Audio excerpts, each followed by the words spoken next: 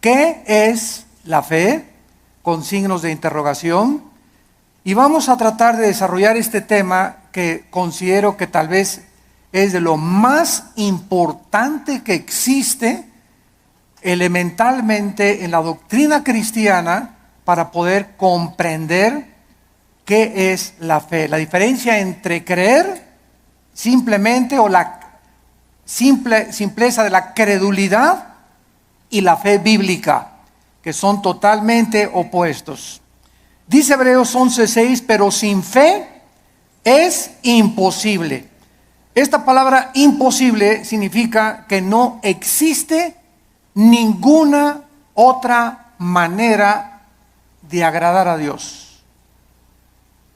Ya sea que cuando yo obedezco el mandamiento, maridos, amen a vuestra esposa, la amo porque por la fe que Dios me ha puesto y me ha dicho que yo tengo que hacerlo. Si mi motivación no es la fe, no sirvo. Cuando yo doy dinero a la obra de Dios, tiene mi motivación que ser por fe, agradando siempre a Dios. Amo a mi esposa porque quiero agradar a Dios. Amo a mi esposo porque quiero agradar a Dios. Doy porque quiero agradar a Dios. Siempre, siempre la fe tiene que estar detrás de nuestras acciones. Y si la fe no está detrás de nuestras acciones, no estamos agradando a Dios. Es imposible. La palabra imposible, insisto, significa que no hay posibilidad alguna de agradar a Dios de otra manera. Fíjense qué importante es esta conferencia. Y a continuación dice el Espíritu Santo, porque es necesario, o es implícito, que el que se acerca a Dios, ¿cómo nos acercamos a Dios? Creyendo que Él existe. Si tú te pones hoy en la mañana a orar, Señor, te pido por mi hija, mira que tiene 3 días que se fue mi hija. Oh, Señor, no tengo trabajo. ¿Tú crees que te estás acercando a Dios con fe?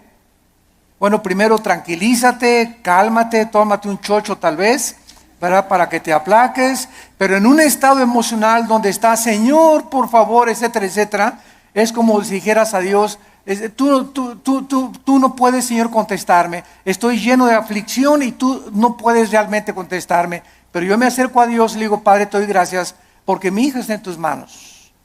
Te doy gracias porque el trabajo que tengo por delante está en tus manos. Y gracias, Padre Santo, porque descargo mi corazón y al levantarnos de la oración, creemos que Dios nos escuchó. Pero si tú te levantas después de orar, con la misma aflicción, con la misma tensión, con el mismo estrés, con la misma ansiedad, vuélvete otra vez a hincar, porque no has agradado a Dios. A través de la oración, cuando nos acercamos a Dios, tenemos con nuestra acción, después de estar en la presencia del Rey, creer que realmente Él nos ha escuchado. Y además hay que creer otra cosa, que Él es galardonador. O sea que Dios nos va a recompensar todo vaso de agua que nosotros demos. Un simple vaso de agua a cualquier persona en el nombre de Jesús. Dios no es olvidador ni deudor para olvidar lo que Él nos tiene que dar, para bien o para mal. Muy bien, vamos pues en el versículo 1 a tratar de encontrar alguna definición que nos ayude a sentar nuestras bases de qué es la fe para comenzar a construir arriba del versículo 1. Es pues la fe la certeza. La palabra upostasis, que se tradujo certeza, es sustancia. La fe es una sustancia, es algo real, es una seguridad. ¿De qué cosa? De algo que viene. De algo, no de algo que tienes ya. Porque si lo tienes ya, ya no es fe. Entonces la fe está relacionada con el futuro.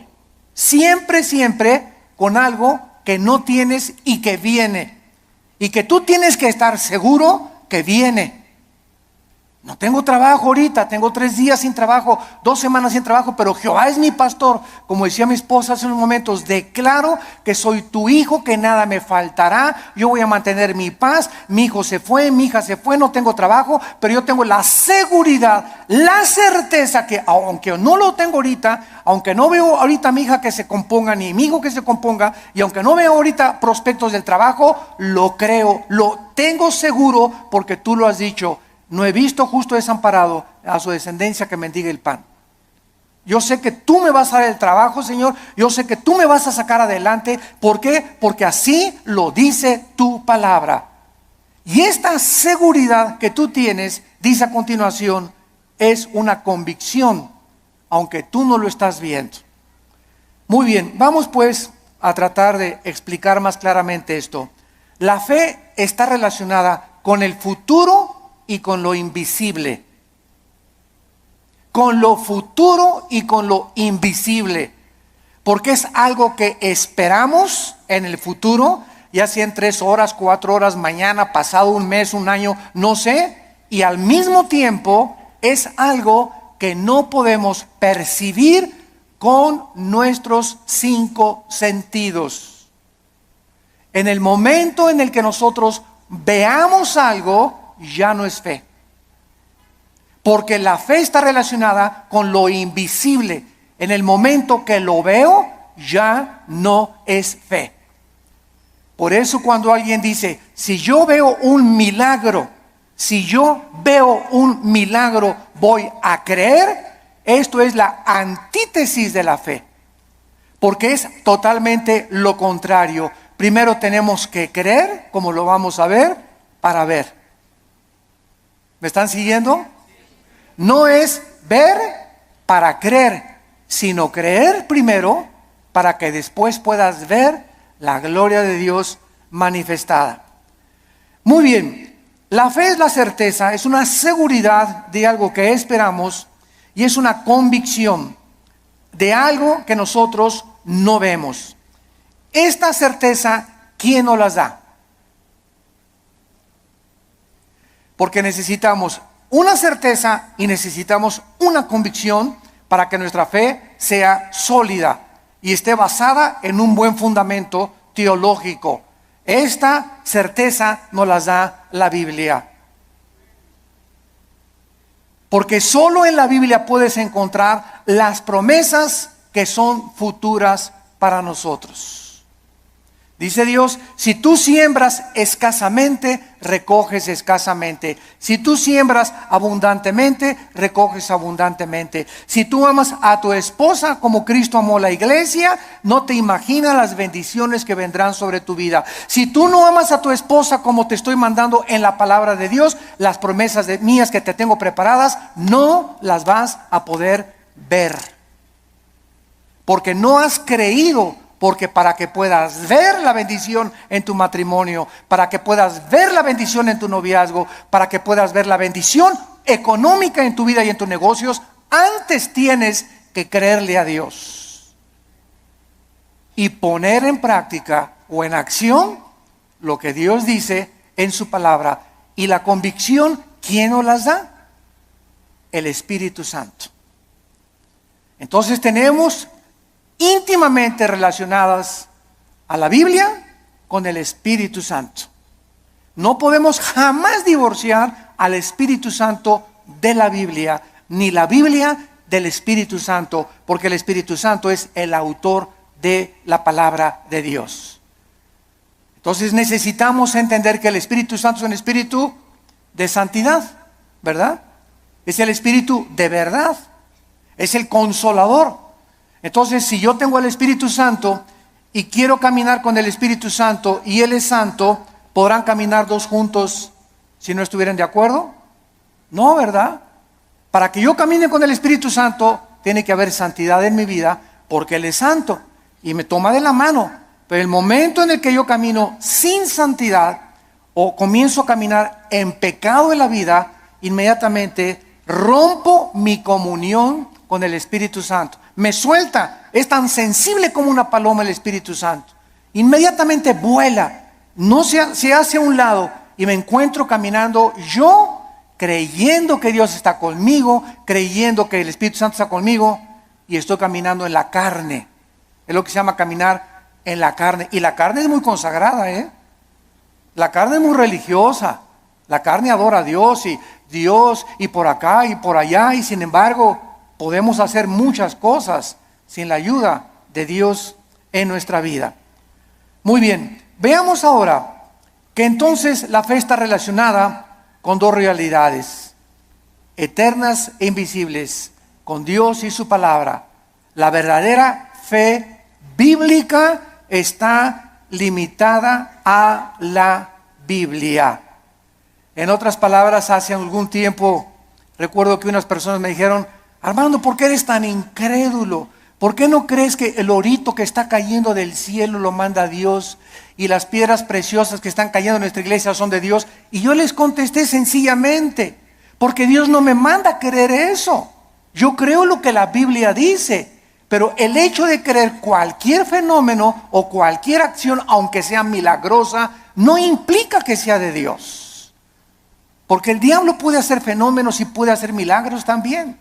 Entonces, no me pueden nadie catalogar, ni tampoco a ti clasificarte como que eres un incrédulo y no lo crees. Claro que lo creo, pero si está en la palabra de Dios. Pero si yo encuentro en Proverbios capítulo 2 que la Biblia me manda y me dice que busque la sabiduría y no las piedras preciosas y no el oro, ¿qué me está diciendo el Espíritu Santo con estas experiencias que se están manifestando en muchas iglesias? Que estas iglesias están tanto en la carne, que está ahora siendo engañadas. Pues quieren eso, quieren circo, maroma y teatro, quieren ver milagros, pues eso les voy a dar, como hizo Dios con los judíos en el desierto. ¿Quieren comida? Pues se las voy a dar hasta que les llegue hasta aquí. Y los atascó de codornices hasta que los volvieron al estómago. Este es un juicio de Dios. ¿Por qué? Porque Dios nos busca que busquemos sabiduría y que no busquemos, ¿verdad?, las cosas que está cayendo ahorita del cielo. Y mira, hermano, le digo, es más diamantina que nada, hombre, esas menso. La fe está relacionada, está íntimamente ligada a la Biblia. Nuestra fe no es un trapo ungido. Hermano, voy a ir al río del Jordán. Y cuando vaya a Israel, voy a meter una botellita el agua del Jordán y me la voy a traer y me la voy a echar cuando esté enfermo.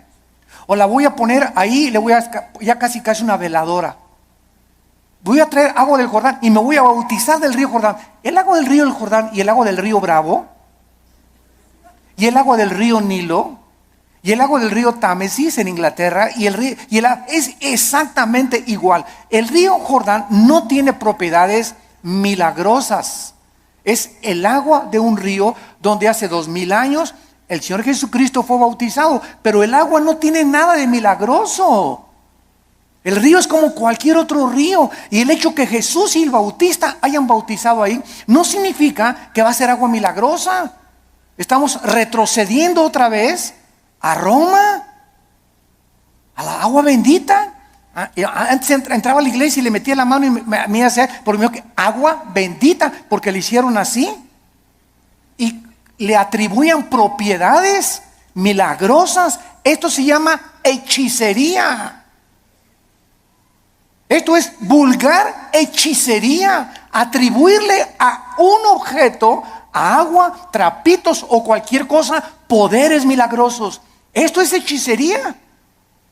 Los brujos usan cosas y collares y amuletos, talismanes, patas de conejo. Todo eso está relacionado con el mundo del ocultismo, no con la Biblia. Y les hablo tan claro como el azul del cielo hoy en la mañana, sin tapujos y derecho y a la yugular. Ya no podemos andar con rodeos.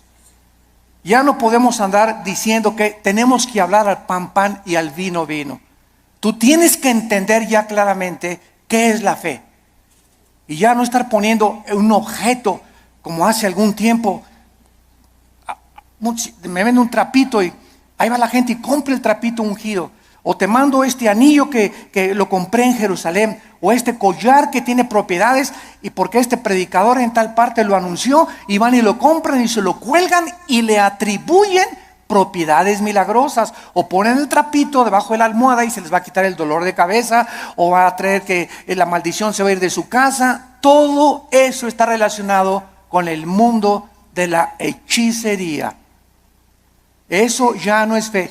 Y esa hechicería está entrando a las iglesias cristianas.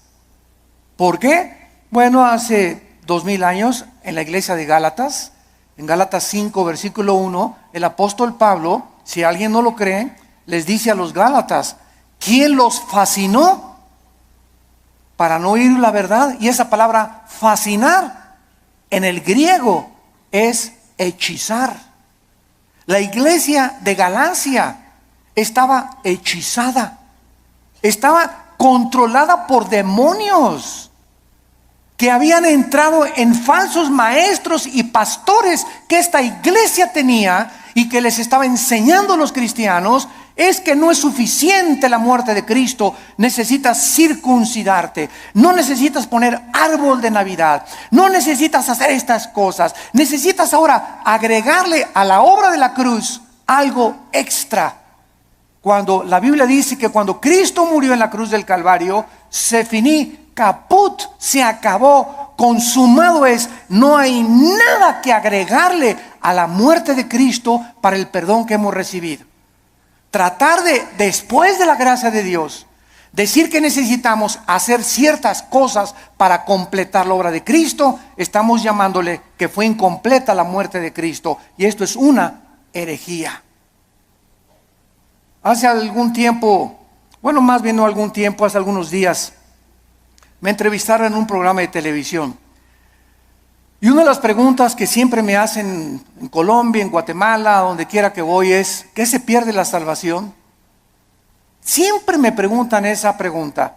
¿Por qué? Porque el 65-70% de la cristiandad cree que se pierde la salvación. ¿De dónde sacaron esta doctrina?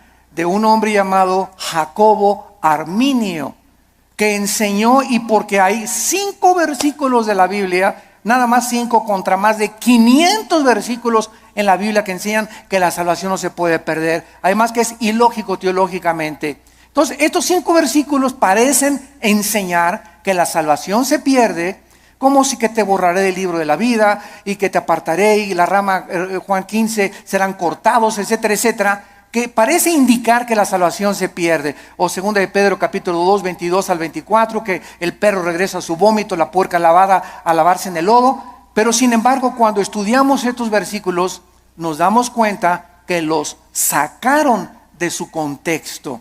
Miren, es tan simple como esto. Cuando una persona dice que se pierde la salvación, ¿qué está diciendo? Síganme con cuidado.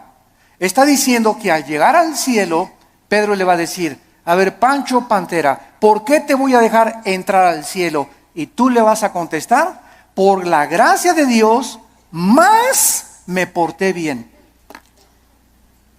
Igual a la salvación. Eso es lo que se está diciendo.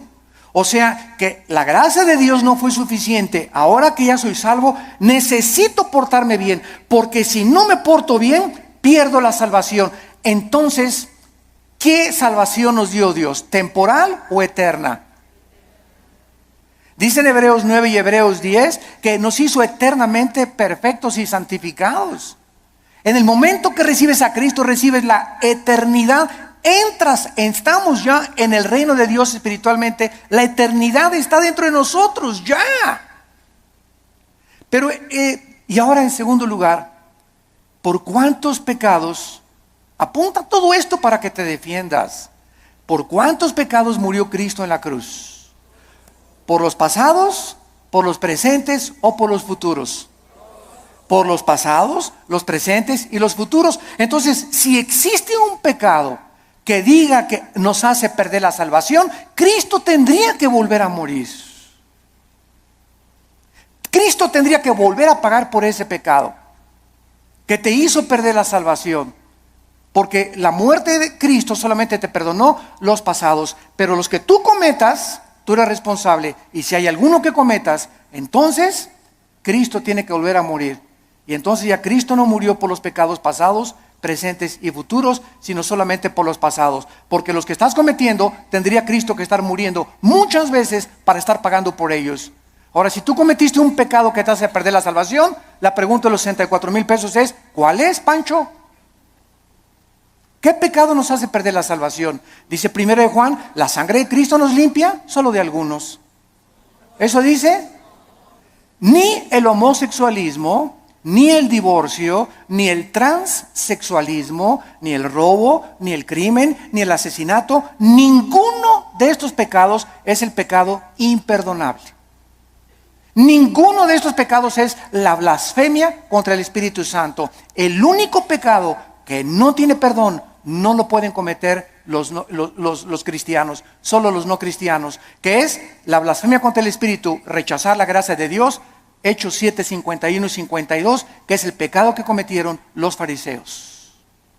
Que después de oír al Hijo de Dios, después de oír la predicación de la palabra, no te quiero, no te quiero, no te quiero. Pero un cristiano, 1 Corintios 12, 2, no puede por el Espíritu ni siquiera blasfemar o maldecir al Espíritu Santo. Antes de ser cristianos, todos blasfemamos el nombre de Dios. Todos blasfemamos contra el Espíritu Santo antes de ser cristianos, ¿no es verdad? Todos cometimos pecados tremendos. Ahora, cuando nos muramos, otra pregunta, cuando nos muramos, ¿cuántos van a morir perfectos? ¿Dónde está San Anastasio por aquí? O Santa Rita de Casia. Cuando muramos, vamos a morir en pecado. A lo mejor hoy en la mañana le grité a mi esposo y me muero a las 2 de la tarde, ya me morí en pecado. A lo mejor hiciste una mentira a las 3 de la tarde y te da un ataque al corazón a las 7 de la noche, ya te moriste en pecado. Te pasaste un alto, ya te moriste en pecado si chocas. Todos nos vamos a morir con algún cierto de pecado, pero esos pecados ya fueron puestos en la cruz del Calvario. Entonces tendríamos que ir al purgatorio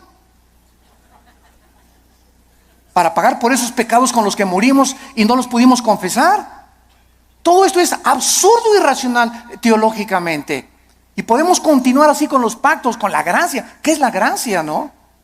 Entonces decir que se pierde la salvación es decir que es la gracia más portarme bien o hacer buenas obras para poder entrar al cielo. La fórmula está equivocada totalmente. Estás reprobado químicamente en la teología. La fórmula es la gracia más nada igual a la salvación. Las buenas obras que nosotros hacemos no son para salvarnos. Ya Cristo pagó por todas mis malas obras pasadas, presentes y futuras. Mis buenas obras que ahora hacemos, síganme con cuidado, Virgen del Socorro. Las buenas obras que nosotros hacemos después de la salvación solamente son para la entrega de recompensas o la pérdida de recompensas en el tribunal de Cristo. El cristiano ya no va a ser juzgado por sus obras en cuanto a la salvación, sino en cuanto a las recompensas.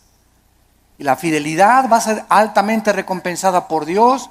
Un vaso de agua que hayamos dado, lo que hemos hecho en el nombre de Dios, pero no está relacionado ya con la salvación. Ya hemos sido justificados por la fe, ya hemos sido santificados y ya hemos sido glorificados desde antes de la fundación del mundo.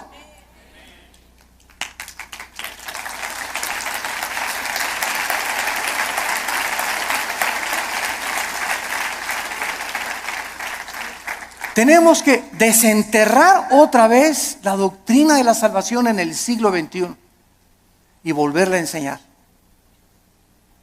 Claramente, porque el pueblo de Dios, en los errores en que está cayendo, es por no tener bases teológicas firmes, doctrinales, de una doctrina elemental como la gracia y la salvación. Y por todos lados, porque todo el mundo lo cree, yo también lo creo. Demuéstramelo con la Biblia. Y lo voy a creer entonces. Pero no voy a creer que porque todos creen que se pierde la salvación, yo voy a creer que se pierde la salvación. Yo te lo demuestro y se los dije en la televisión, tenemos el debate con el que quiera y se lo demostramos, ¿verdad? Que es absurdo seguir creyendo que se pierde la salvación. Ahora muchos dicen, bueno, como ya no pierdo la salvación, me voy a portar ahora sí, le voy a dar vuelo a la hilacha, ¿verdad? Bueno, dice Gálatas 5:10 que fuimos llamados a libertad. Solamente que no usemos la libertad como ocasión para la carne. La persona que dice eso, con que no puedo perder la salvación, puedo hacer lo que quiera, no es salvo. No es salvo. Porque si tienes al Espíritu Santo, no vas a tratar de aprovecharte y tomar la gracia de Dios como una licencia para pecar. Eso demostraría, Romanos 6, que pues pecaremos para que la gracia de Dios abunde. De ninguna manera, porque los que hemos muerto con Cristo, ¿cómo vamos otra vez a pecar? O a tratar de pecar voluntariamente. Ya demostraría que ni siquiera tenemos la salvación. Bueno, esto es importante en relación con la fe. Y vamos a ver ahora algunos ejemplos de la fe en algunos versículos en el Antiguo y en el Nuevo Testamento. Vamos a ver en primer lugar el Salmo 27, para que veamos cómo operó la fe en el Antiguo Testamento y tengamos bases más profundas acerca de nuestra fe. Vuelvo a repetir, la fe está relacionada con el futuro y con lo invisible. La antítesis de la fe sería ver, porque caminamos por fe, no por vista. La vista queda excluida de la fe. Y si camino por vista, está excluida la fe. Una de otra están excluidas. No pueden ser las dos verdad.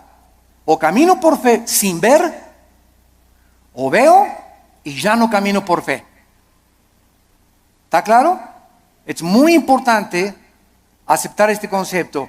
Si caminamos por vista, ya no necesito la fe. Si camino por fe, no necesito la vista. Cada una excluye, insisto, la otra. Esto es contrario a lo que el mundo dice. Ver para creer. Esa es la filosofía del mundo. Esa es la dimensión en la que el mundo se mueve. Nosotros hemos entrado a otra dimensión totalmente, que dice lo contrario, que necesito primero creer para poder ver. Dice el Salmo 27, versículo 13, cuando David se encontraba afligido, perseguido por Saúl, sin trabajo, escondido en una cueva, criticado, sus hijos de David se volvieron contra él. Bueno, el pobre David, ¿verdad?, tenía todo tipo de tribulaciones iguales a las que tenemos muchos de nosotros. Y David nos manifiesta y nos exhibe una verdad preciosa. Y dice el Salmo 27:13, hubiera yo desmayado, me hubiera tirado la toalla, me hubiera yo desalentado, ya hubiera querido ya ni siquiera ser cristiano, ya ni siquiera quería ir a la iglesia, ya estaba harto. Si yo hubiera mantenido esta actitud mental, hubiera yo desmayado. Me hubiera tirado ya al suelo, ya no quiero ni siquiera vivir. Estoy harto de todo, de mis papás, de la iglesia, de esto, del gobierno. Y sobran cosas que nos pueden llegar a pensar esto. A menos que, repito, seas San Anselmo. Pero todo cristiano llegamos a estar, ¿verdad?, hasta, decimos vulgarmente en México, hasta el gorro. ¿No te has sentido así? No levante la mano. Porque yo estoy seguro que todos la levantaríamos. Si no has experimentado esto, lo vas a experimentar cuando estés casado, o cuando no estés, o cuando nazcan los hijos, o cuando nazcan los nietos. Pero todos, hay muchas épocas en la vida en la que nos llegamos a sentir tan oprimidos por los problemas que ya no quisiéramos ni siquiera vivir. ¿Quiénes son los suicidas? Las personas que se les ha cerrado totalmente el mundo, se han sentido sin ninguna ventana, sin ninguna luz, sin ninguna esperanza, sin ninguna solución más que dejar de vivir. Escaparse por una puerta falsa. Y dice David que él había llegado a esa situación. Y entonces encontramos lo que lo salvó: si no creyera. Si no creyera, ¿qué veré? Primero, ¿qué cosa? Creyó. Y después venía la vista. Si yo no hubiera creído que voy a salir de esta situación y que Dios me va a mandar otro esposo, otro novio, que viene el trabajo. Si yo no hubiera creído en las promesas de Dios, ya desde cuándo me hubiera aventado desde el puente hasta abajo. ¿Qué es lo que nos sostiene? Creer lo que Dios nos ha dicho. Esa es la fe, lo que nos ha dicho en su palabra. Hubiera yo desmayado si no creyese. Y dice 1 de Pedro 1:5 que somos guardados por el poder de Dios mediante la fe. En otras palabras, cuando nos encontremos así, y créame que muchas veces al mes yo llego así en la noche, en la mañana cuando me levanto, con el Señor, cansado, ¿verdad? Con problemas, presiones emocionales, el mundo, el petróleo, la caída del dólar, problemas aquí, problemas allá, familiares. Bueno, sobran cosas para desalentarnos en la vida, sobran cosas para amargarnos, sobran cosas para desilusionarnos. Entonces ahí es cuando, en lugar de que te desmayes y te rindas y digas, tiro la toalla, me bajo del caballo, ya no quiero, andamos así con el caballo, cayéndonos del caballo. En ese momento recuerdo, oh Señor, tú eres poderoso, tú eres grande, soberano, y comienzas a sentir otra vez en el caballo y agarras las riendas. Señor, aunque no lo vea, y aunque vea todo que se está cayendo y no vea soluciones y vea el cuadro oscuro a mi alrededor, oh Dios, yo sé que tal vez hoy en la tarde o mañana veré tu bondad. Me vas a sacar del pozo de la desesperación, me vas a pintar un nuevo futuro, vas a solucionar mis problemas, y por eso sigo en mi caballo y rajámonos pinto, échele velocidad y vamos adelante. No te me rajes, México lindo y querido.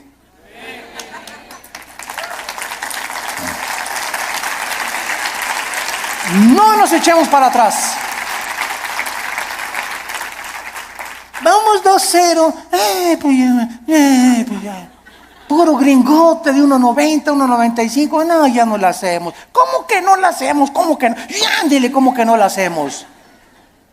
Y eso de veras nos infunde ánimo. Porque es un cuadro físico de lo que espiritualmente debemos hacer nosotros. Crecernos al castigo. Ya no hay trabajo. Y nadie me quiere. Y me dicen risitos de oro, pero tengo nariz de corcholata. ¿Sabes una cosa? Bueno, ¿por qué comenzamos a sentirnos así? Porque estamos viéndonos en el espejo, porque estamos viendo la situación, porque estamos caminando por vista. Olvídate y desconéctate de lo que ves y lo que por tus 5 sentidos entran, y conéctate con la palabra de Dios. Diario ven a la Biblia en la mañana, cargar las pilas, la energía. Chupa la fuerza espiritual que Dios tiene para nosotros, que es la que nos va a sostener. Nos separamos de la Biblia y nos vamos al suelo. Hebreos 11:27, otro ejemplo en el Nuevo Testamento de Moisés. Hebreos 11:27 dice así: por la fe, por creer lo que Dios había dicho. Porque la fe nunca la desconectemos de la Biblia. Por creer lo que Dios ya había revelado en su palabra en el Antiguo Testamento, Moisés dejó Egipto. Si él hubiera sido guiado por sus emociones, vean ustedes, el temor, que es el más grande enemigo de la fe. El temor. El temor es la antítesis de la fe, es lo opuesto de la fe. Si Moisés hubiera dicho, el rey, si me voy me va a mandar los soldados, me mata, me corta la cabeza, él es el emperador de Egipto. Pero Moisés no vio al emperador de Egipto, no el temor que comenzó a meterse, porque el temor así entra como la termita, ¿verdad? Y comenzamos a sentir así que, y el temor, y comenzamos hasta a sudar frío, y comenzamos a temblar por el temor, y saldrá esto, y saldrá de la operación mi abuelita, y podremos, y dejamos que nos domine esta emoción, comenzamos a alejarnos de Dios y comenzamos a perder el poder de Dios que está viviendo por fe.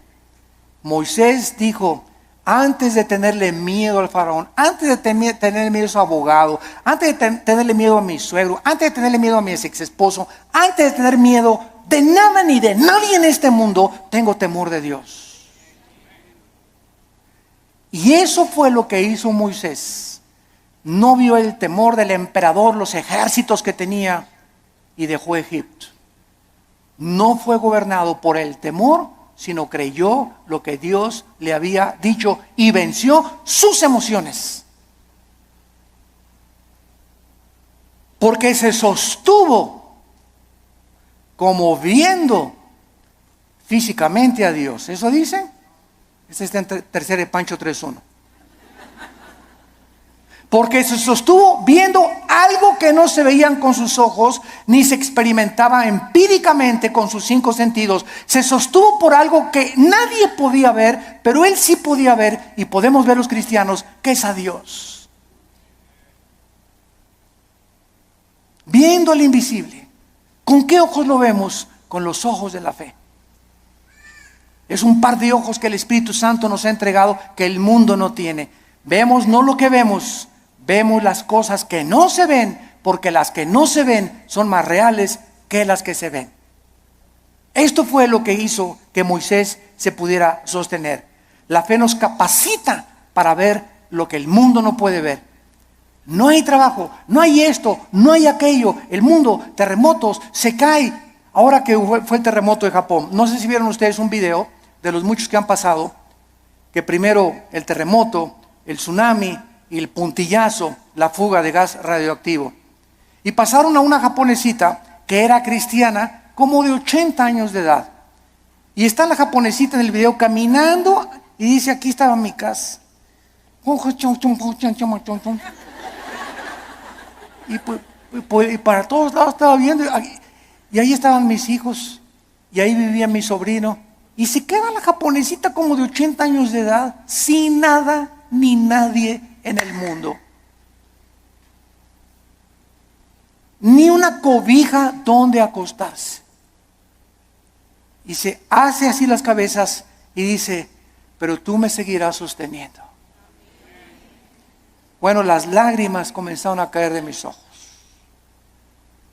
Pero fue así una cosa, ¿verdad? Para poner una película. Ahí estaba mi familia, ahí estaban mis papás, ahí estaban mis hijos, mis nietos, aquí estaba mi casa. No hay nada. Imagínate, de la noche a la mañana quedarte sin familia, ni vecinos, ni papá, ni mamá, ni nada. Y levantar los ojos, pero tú me seguirás sosteniendo. Esa es la fe. Sostenidos viendo lo que no se ve, con los ojos y la seguridad y la certeza y la convicción de lo que Dios ha dicho, no te dejaré ni te desampararé, aunque se acabe todo a tu alrededor. Veamos ahora en Juan capítulo 11. Juan capítulo 11, versículo 39 y 40. Se muere Lázaro. La familia de Lázaro eran las hermanas Marta y María. Marta es un ejemplo de la mujer afanada, María un ejemplo de la mujer que se acerca a Dios. Pero las dos nos representan a todos nosotros. No porque te digas Marta va a ser afanada, ¿verdad? Pero es un ejemplo solamente de que todos nosotros padecemos esta debilidad. De que muchas veces queremos ver para creer. Y tenemos que dominar esa tentación y ese impulso de nuestra antigua naturaleza.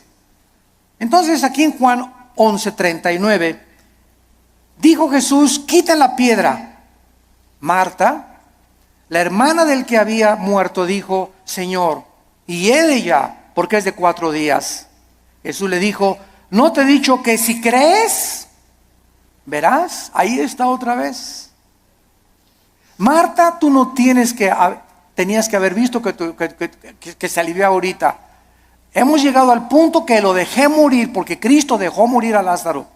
¿Se acuerdan que cuando le avisaron? Señor, Lázaro se está muriendo. No hizo caso. Y era el mejor amigo de Jesús y la familia que lo hospedaba y le daba de comer a Jesús y tenía según un cuartito especial para Jesús cuando pasaba por ahí Jesús. Y no hizo caso Jesús. Y Lázaro se murió. Y ya que tenían 3 días, Jesús dice a los discípulos, vamos a donde está Lázaro. Y ahora sí, como decimos en México, ¿ya para qué? ¿Ya para qué? ¿Ya para qué? Pues ¿cómo que ya para qué? Pues eso decimos nosotros, pero no lo dice Jesús ni Dios tampoco. Y llega Jesús, los discípulos, ¿ya para qué, Señor? ¿Ya para qué? Ya pierdes tu tiempo. Y es que todo, dice Cristo, lo hice llegar a este punto y te estoy haciendo llegar a este punto donde pierdas tu trabajo, donde tengas esa enfermedad, donde pases esto. Estoy llevando las cosas al extremo para que cuando estén en el extremo, ahí pueda yo ser grandemente glorificado por tu vida. Yo cuántas personas he visto que se enferman de cáncer y que son sanadas y que dicen, Dios mío, hasta los médicos, pero esto es un milagro.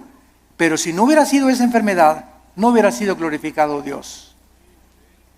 Si no hubieras perdido tu trabajo y un trabajo te viene milagrosamente, ¿cómo podrías decir, Señor, solo tú pudiste haberme dado este trabajo?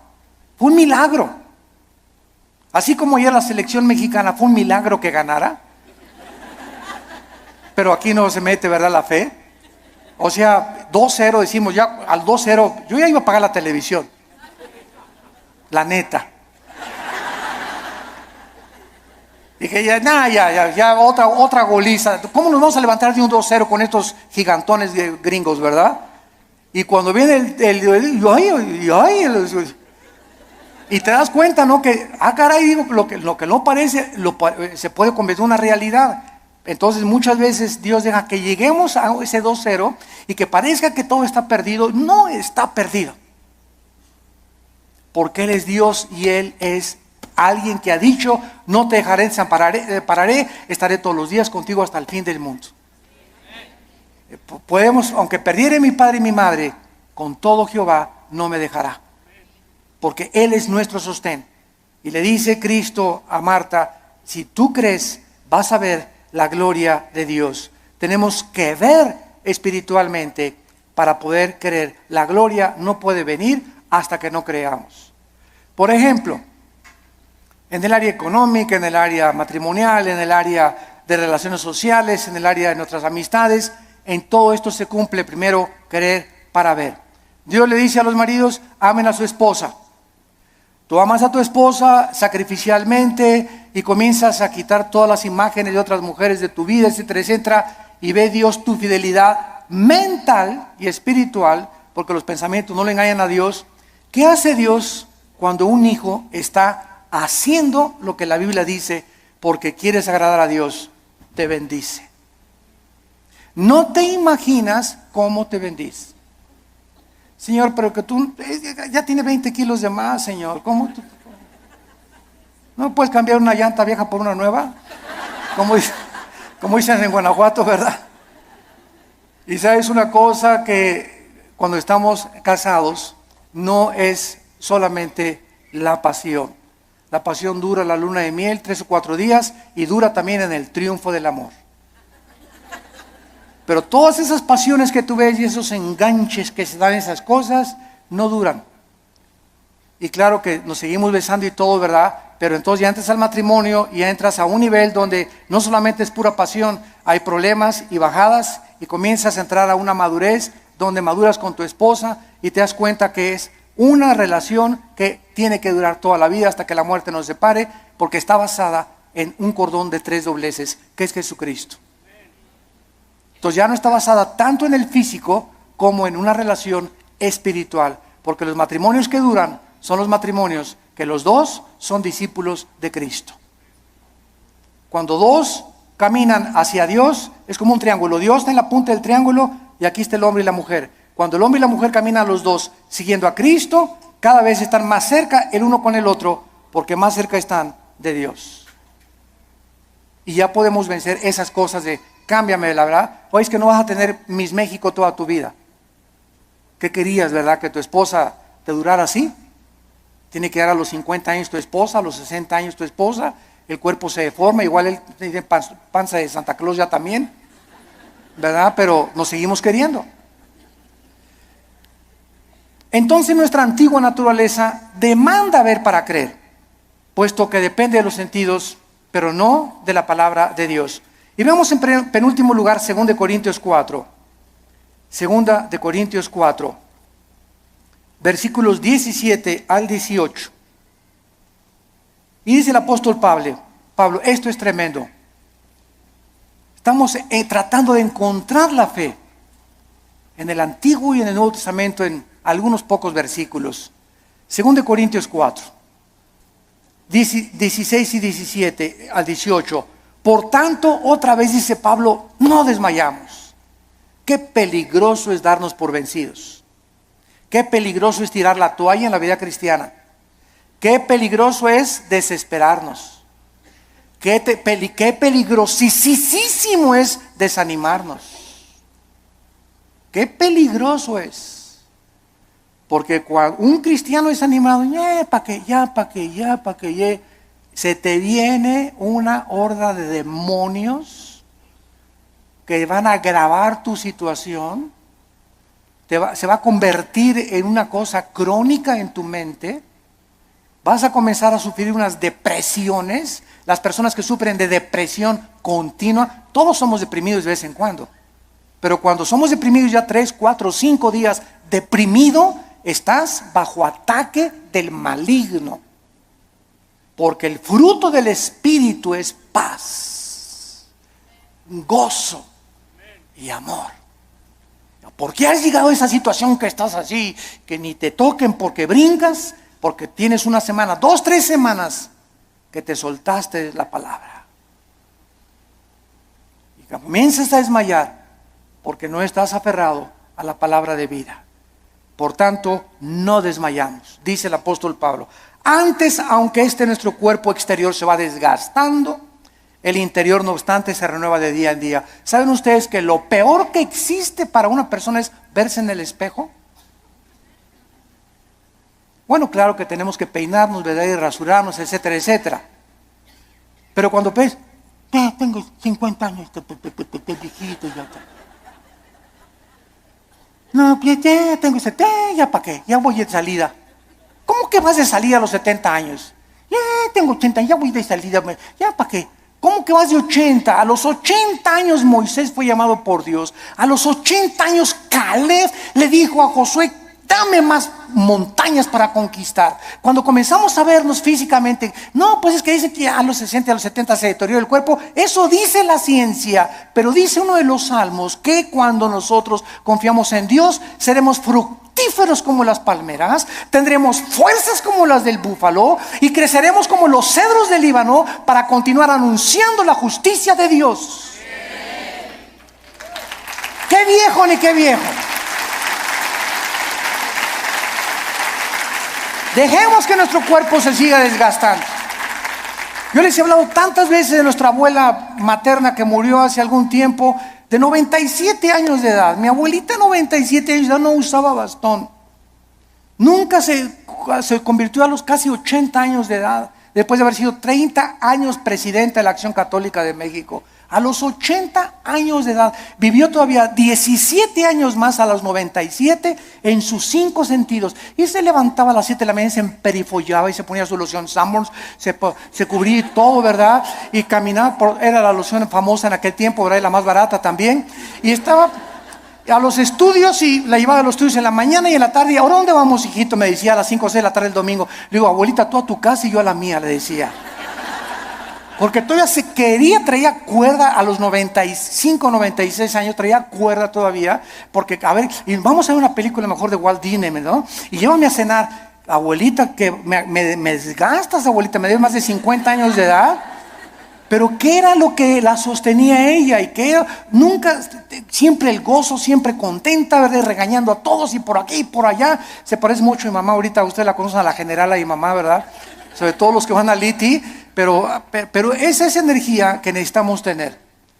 Y no estar, ya tengo, cacle. El interior se va renovando. Y este cuerpo corrupto vas a echar a los gusanos y al panteón y vamos a resucitar. Así como una semilla contiene un árbol y fruto y ramas, esa semilla, ahí está todo. Así cuando se siembra, va a resucitar en un cuerpo glorificado. Y nos vamos a ver, y cuál cacle, ni cake, nada, ¿verdad? Sino que tenemos que mantener esa energía y esas fuerzas, esas ganas para vivir para Dios. Porque los que se mueren pronto son los que no tienen ganas de vivir para Dios. Ya, para que ya yo llegué, ya voy de salida. Tienes que hablarle a tus nietos y tienes que hablarle a tus viejitas y tienes que ir a los asilos a predicar. No te encierres nada más, cacle. Nada, hay mucho que hacer todavía. La energía la tenemos por dentro y olvídate por afuera. No te veas en el espejo. Ve lo que Dios está haciendo internamente con tu alma. Dice Pablo, porque esta leve tribulación momentánea, miren nada más cómo considera Pablo la vida. En primer lugar, los problemas, las aflicciones y los sufrimientos son leves. Dice Pablo, es como si un mosquito me hubiera picado. Todo lo que he sufrido, las pedradas, la persecución, me arrastraron, mis hijos me dejaron, a mi esposa las violaron, fui castigado por Dios. David y Pablo, todo lo que sufrió y lo encerraron en la cárcel, todo ha sido leve y además temporal, momentáneo, porque Pablo no veía y como un perro, pobre de mí, ya no me quieren ni mis nietos, se acuerdan de mí, ya nadie me quiere, y comienza a ser como un perro ahí en el rincón, lamiendo tus heridas y compadeciéndote, y esa autolástima que va a hacer que te hundas y te pintes más rápido. Que te vayas, más rápido. A veces me olvida que no estoy con los jóvenes. Es leve y es temporal. Produce en nosotros un cada vez más excelente peso de eterna gloria. No mirando las cosas que se ven. No mirando las cosas que se ven. Ahí está otra vez la fe. Si mira las cosas que se ven, nos desmayamos, nos desanimamos, nos hundimos. Miremos las promesas de Dios, sino las que no se ven, porque las que se ven son temporales, pero las que no se ven son eternas. Gracias por tu palabra, Señor. Señor, gracias por alimentarnos, edificarnos, animarnos con tu palabra. Gracias por aclararnos tantos conceptos que están siendo atacados. Estamos siendo invadidos por doctrinas extrañas que se han acabado aceptando como si fueran la verdad. Regresemos a la Biblia. Volvamos otra vez a abrir las páginas santas de la Biblia para que el Espíritu Santo alumbre nuestro entendimiento y podamos ver la gloria de Dios en la faz de su Hijo Jesucristo. Gracias porque sin esta fe, sin creer en lo que tú nos has dicho, no existe ninguna otra manera en que te podamos agradar. Porque así tú, Señor, lo has determinado. En esta mañana muchos de ustedes que nos ven a través de la televisión y aquí presentes, tal vez eran crédulos. Y tú le llamabas fe a lo que te habían enseñado en tu familia o en tu religión, sin saber en qué estaba basada lo que te habían enseñado. Pero la fe requiere de conocimiento, porque necesitamos conocer, porque viene por el oír y el oír por la palabra, para que tenga una fe que salve tu alma. Ven a Cristo en esta mañana, entrégale tu vida diciéndole estas palabras: Señor, te doy gracias porque creo que en la cruz tu Hijo Jesús murió en mi lugar, que a los 3 días Él no se quedó en la tumba, tú lo levantaste de entre los muertos, dándome la garantía que yo también volveré a vivir juntamente con Él. Señor Jesucristo, te pido que entres a mi vida. Me arrepiento de mis pecados. Lávame con tu sangre preciosa. Sé para mí mi Señor ahora y mi Salvador, porque quiero ahora ya no vivir conforme a lo que veo con mis ojos físicos, sino con los ojos espirituales que en este momento me estás trasplantando tú para poder ver tu gloria en tu palabra. En el nombre de Jesús. Amén. Gracias a Dios por su palabra. Gracias a Dios por la Biblia. Ya es hora de comenzar a combatir a los ateos, físicos, matemáticos, sociólogos, antropólogos, arqueólogos ateos, escépticos, agnósticos, estudiosos, maestros universitarios. Ahora el próximo mes tengo una conferencia de líderes en una universidad en Omaha, Nebraska. La pueden ver en nuestra página de internet, con personas de nivel universitario en Estados Unidos, maestros también, muy preparados todos. Y ya podemos pararnos enfrente de cualquier plataforma como cristianos con este libro por delante. Porque este libro debate todo argumento y toda altivez que se levanta contra el conocimiento de Dios. Y el sistema de pensamiento de la Biblia hace pedazos cualquier sistema de filosofía humana. Tenemos las armas, las municiones, cargados en nuestras vidas, en nuestro corazón, para poder presentar defensa de la esperanza que hay en nuestras vidas. En este mensaje acerca de las evidencias de la existencia de Dios, vamos a comenzar a hacer algunas preguntas o interrogantes, las cuales vamos a ir contestando y vamos a ir desbaratando filosofías y argumentos en contra de la existencia de Dios. Esto es muy importante para todos ustedes por la televisión que nos ven, que están en la universidad, a sus maestros como estudiantes en la secundaria, en la primaria también, para que tengas armas y puedas contestarle a los maestros la absurda e irrazonable manera de pensar de negar a Dios. ¿Es razonable creer en Dios? O sea, partiendo del razonamiento, ¿es razonable creer en Dios o es irrazonable creer en Dios? ¿Puede probarse la existencia de Dios sin apelar a creencias religiosas o sin que alguien nos tenga que decir, es que tienes que creer en Dios porque es un dogma de fe? ¿Podemos probar la existencia de Dios sin que seamos obligados a creer en Dios? ¿Cómo podemos saber que realmente existe Dios? ¿O no hay manera de saber que Dios existe? ¿Existen evidencias para la existencia de Dios? Millones de personas actualmente viven completamente ajenas a la realidad de la existencia de Dios. O tal vez piensan que se fue Dios de vacaciones, o que solamente somos iguales a los animales y que existimos sin ningún propósito ni sentido para vivir. Este concepto popular puede proveerle a millones de seres humanos pues cierta libertad y autonomía, pero jamás les podrá librar de la vaciedad y de la falta de propósito para sus vidas. Continuamente estoy leyendo acerca de billonarios, deportistas famosos, artistas de cine, políticos, que continuamente vemos que tienen casas de 50, 75 millones de dólares. Una serie de vehículos, ¿verdad? 10, 15 vehículos de los más exóticos que te puedas imaginar. Cuando son entrevistados estos artistas, deportistas, políticos, dueños de empresas multimillonarias, confiesan el 95% de ellos, soy una persona enteramente vacía, rodeada de cantidad de cosas y de cantidad de gente. Pero en mi corazón y en mi vida soy la persona más sola del mundo. Una de ellas es un mexicano muy conocido y tal vez reconocido como el más grande millonario de México, que continuamente expresan su soledad y la vaciedad de sus vidas.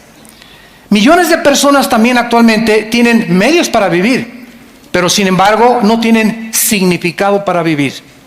En Eclesiastés capítulo 6, versículo 1 y 2, el rey Salomón comenzó a examinar la vida sin Dios, porque él apostató, el rey Salomón apostató.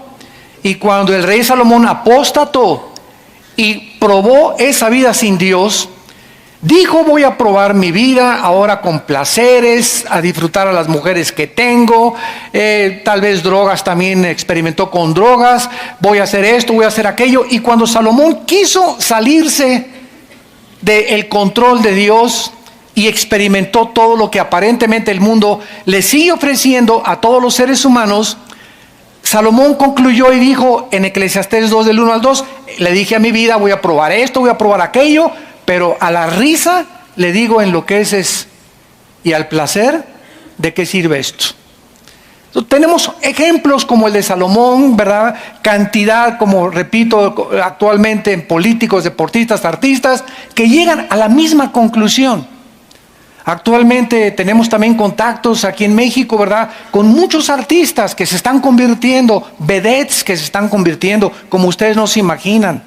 Tenemos una cantante muy famosa en México, ¿verdad? Que ya levantó una iglesia, gracias a Dios, y a su iglesia asisten cantidad de artistas y cantantes famosos, y todos